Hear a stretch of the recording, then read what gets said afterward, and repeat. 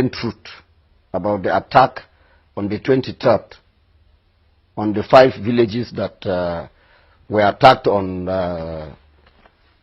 Saturday night. We make calls. Even the STF commander was fully informed. He did not send his men there. What he told us was his men are already there. When I went there, I saw about 4 civil defense, 4 mopols. There was no any military man on ground of the truth. And all of these 8 people are of the same religion. They are all Christians. And if you see the way they suffered, my brother, you will pity for them. In every attack, I get information 2-3 weeks before it happens. And immediately I get that, I try to alert the security personnel. To a point in time, I was blamed that I'm the one fueling the crisis or the attack. How do I know it? Sometimes they insisted I must tell them the name of my informant and where he's coming from. I said no. And even the connivance between them and the government, they tell me. So when you put the message across, the government doesn't take it serious. And most especially this administration, the governor's aides doesn't even pick calls of anybody. Even yesterday night, I tried calling the governor on the attack going on Doroa. He didn't pick my call. So the missed call is there. He will not reply. Sometimes his PA will give you a message, noted, and it is gone. Even at the heat of the crisis. So you call the STF, their spokesman will tell you they are not aware, and it goes. And most especially, the attack is perpetrated by these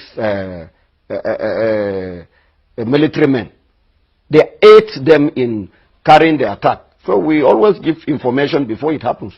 The CIB, they are everywhere and they bring information.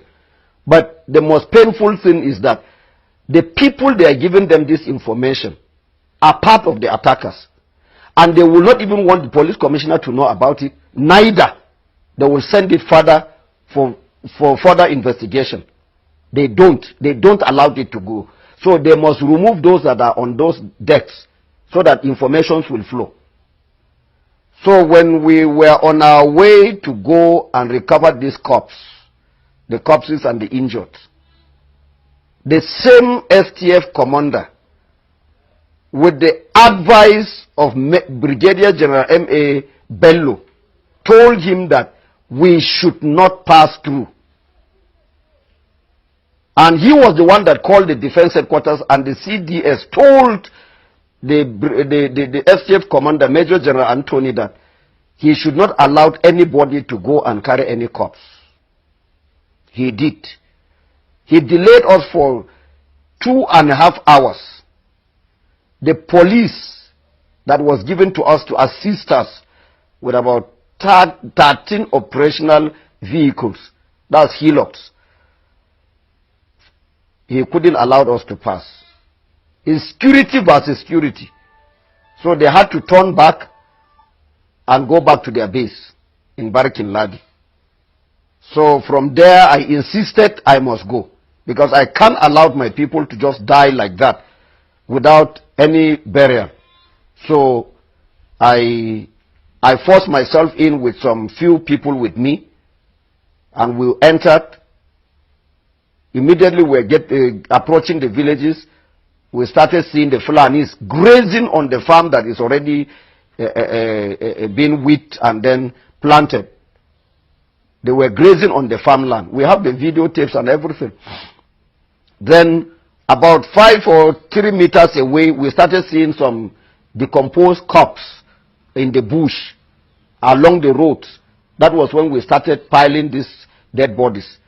And finally, in Ngar village, we recovered about 78 dead bodies, apart from the missing one. And then in Ganarop, we recovered 33 dead bodies. In Ruku, we recovered 38 dead bodies. Gindi Akwati, we recovered 40 dead bodies. In Barikin Ladi, we recovered 2 dead bodies. In Kaikai, we recovered 9 dead bodies. In Shonong, Iriom local government, we recovered 9 dead bodies. And in Nyer, we recovered 86 dead bodies. And all these villages, we have the names of those that were killed, even children of 2 months, 4 months, and 1 year were macheted. What kind of a human being is that? So some of them were supposed to survive because they didn't give them any helping hand to take them to any hospital or any clinic around. They died. That is from the information I got from the Hausa Fulani community there. So for that, the military, the STF completely, they did not give any helping hand to anybody. I'm saying this, I can defend this in any court of law. Well, the state governor, his lapses. So he doesn't care about what is happening to us. He is always in Abuja. He is always with the president. So we don't have a governor on the plateau. I'm saying this without any mixing of words. My name is Jerry Datin. He can say anything. We don't have a sitting governor on the plateau. He has no role to play. He is loyal. His loyalty is to Buhari. So we don't have a governor. I'm saying this without any contradiction. Presently, we have lost nothing less than or more than 87 villages to the Fulanis completely. No indigene, no landowner is living in those places. Mind you, in part of Iriom local government, the Fulanis told the landowners when they went to farm that, what brought you here? Who gave you this land? They said, it's my own. They said, my friend, will you pack and go or else we kill you here? And the old man and his wife refused to go. They killed him. The same thing in Bokos. 9 villages raided. Up till now, no indigene has gone back to that place in Dafo. And they are planning to take over Butura. Very soon they will take over. Yesterday night they have taken over Doroa. They extended to Marabang Kantoma and then Jakatai. So if really the federal government wants peace, for us to live in peace, they should ask these Fulanis to vacate those villages that has been taken over by them with immediate effect. If they really want us to live in peace, they should ask the Fulani to vacate all these places that they have occupied, that it has become their territory. We have one traditional ruler who is taking care of us, who is our voice, is Aku Uka of Wukari. But the rest, we don't have traditional rulers. I will say this without any mixing of words. Reason is because they have been politicized. They go along with the government of the day. And they are all under Buhari. He gives them instruction. He paid them their salaries, and that is all. We are no longer important to any traditional ruler on the planet Earth. Those that did the killing, as I told you, the burial that took place in Gar, which I did, I officiated the burial. It was the same Fulanis and the Hausa community within there that helped me in digging the grave. And they know the perpetrators. They know them. They saw their guns. And nobody was arrested.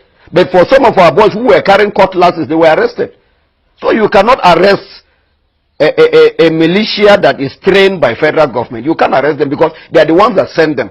Like Maiduguri, Borno and Yobe, Adamawa, they have civilian JTF.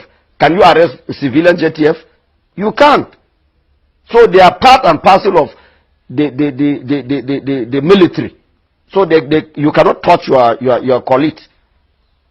But the soldiers can arrest, they can harass police, but they cannot harass the Fulanis. Everybody knows that the military are part of the problem.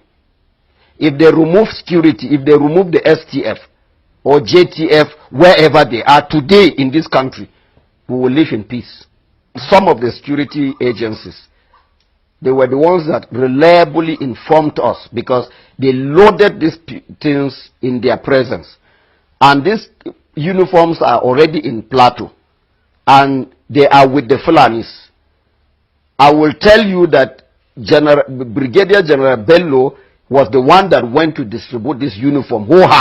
He used his military hillocks to disburse these uniforms in those villages that were attacked on Saturday and Sunday, and that of yesterday night, Monday night. So General Bello is fully aware. If he can be arrested and then questioned, he will tell them where he kept the uniform and how he distributed them. Whenever they come, any commander that come here, he is coming to make his billions and go away. The Fulanis are giving them cows. I remember what do you call it? My contact with T.C. Ude, General T.C. Ude. He detained me for 5 weeks. He collected cows from the Fulanis. The day he moved the cows from Plateau to his village, that was the day I made my call, and he was retired. Voluntarily, by force. The same thing all of them are doing. They will tell you they are Christians. General Anthony is speaking with the Sultan. He takes directive from Sultan direct. Because Bello is here on a mission. What kind of a country is that? People, the whole world have spoken about the combination of the army chiefs. But Buhari is not giving us consent. So he is here to actualize Islamization of Nigeria.